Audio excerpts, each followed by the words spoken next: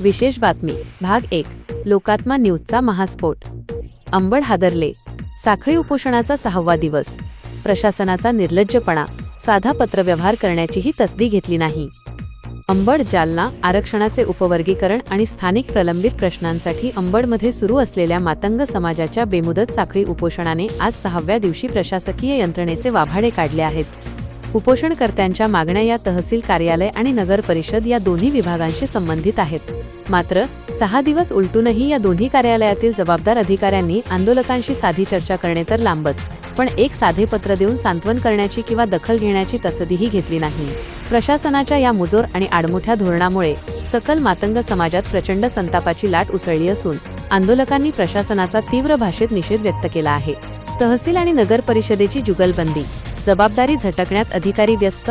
या आंदोलनातील काही प्रमुख मागण्या या थेट तहसीलदार स्तरावरील आहेत, तर नागरी सुविधा, पीआर कार्ड आणि स्मशानभूमी विकासासारखे मुद्दे मुख्याधिकारी नगर परिषद यांच्या अखत्यारीत येतात।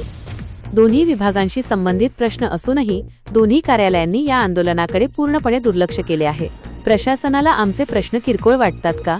साधे पत्र देण्याचे सौजन्यही अधिकाऱ्यांकडे उरले नाही का? असा संतप्त सवाल मातंग योद्धा अरविंद शिरगुळे यांनी उपस्थित केला आहे। पत्राचीही प्रतीक्षा, प्रशासनाचा निषेध।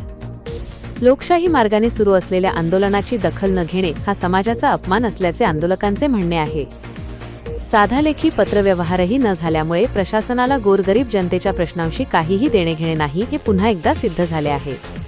या उदासीनतेमुळे संतप्त झालेल्या आंदोलकांनी तहसील आणि नगर परिषद प्रशासनाचा जाहीर निषेध केला असून आता आरपारची लढाई लढण्याचा पवित्रा घेतला आहे। आगामी इशारा, आंदोलन होणार अधिक उग्र।